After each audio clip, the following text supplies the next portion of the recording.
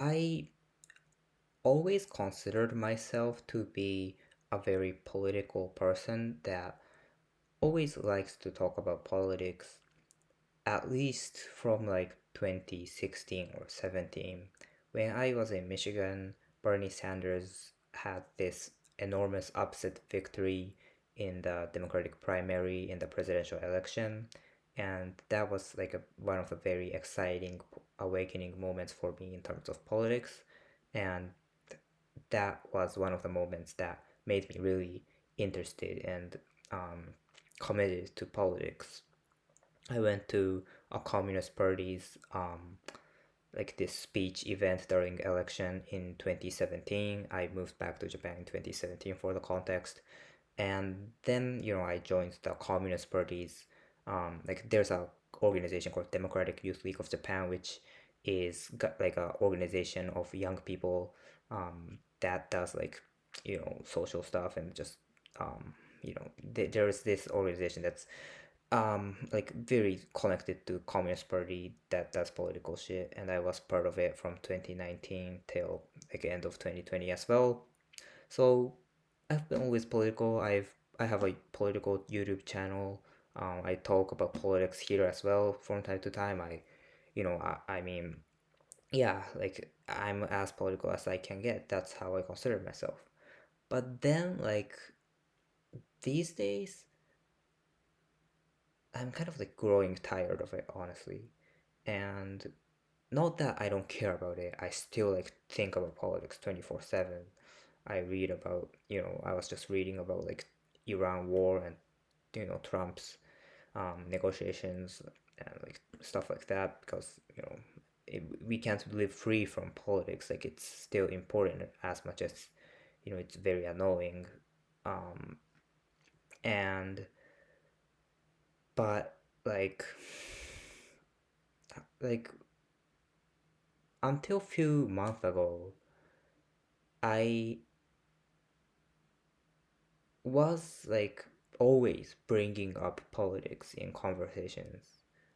Well, maybe not always, but like if you talk to me for like an hour or something, I'll be the one that bring up politics at one point, like the 90 to 95% chance that that happens.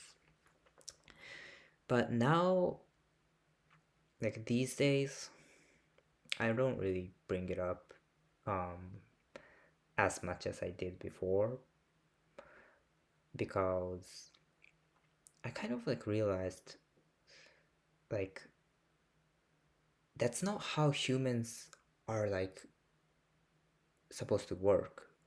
What I mean by that is like in this era in which we just know everything, we can see what's happening around the world in our phones like 24/7. We often forget that we like for the longest time that humanity has existed in this planet on this planet, we didn't have that. Like we were only concerned about what was around us. We were only capable of learning about what was around us. Um, and even when like like letters um or papers, like we could just like exchange letters with someone that's abroad or um like that's still limited. And even like televisions, you know we only have like 12 channels or 20 or whatever, like however many channels we have. Like there's still like there was always a limitation before internet in terms of like how much information we can get, which made people, at least to some extent, like still rooted in their reality, in their like actual lives. um But now, because we can just see everything happening around the world with at our fingertips, we're like someone like me that cares about what's happening around the world, like is in like constant under constant pressure to just like know everything and just talk about it with everyone because I think it's important. And like I've been doing that for a while, and to an extent, like that's important, right? Knowing what's happening around the world, like, you know, Palestinians being massacred by Israel, like the genocide in Sudan, genocide in Gaza, as I just said, and the war in Congo. Like these things are like very much underreported. And if I lived in an era in which there was only like television, like without internet, like it's quite possible that people wouldn't have known the truth about Palestine, and because the media is just controlled by them, and I couldn't, have known the truth. So it's important, right, internet. But like, I mean, I guess I'm like going all around, and like my point is, um, anyways, my point being that like it's important to talk about politics, but it can't. Don't let it like overwhelm you and um like have it be something that you always talk about because no one is capable of doing that. Like no one, and that's why I've grown tired of it.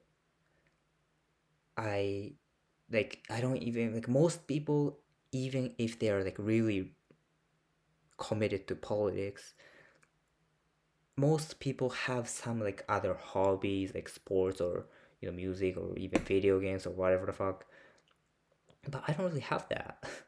I just think about politics 24/7 non-stop. At least I did.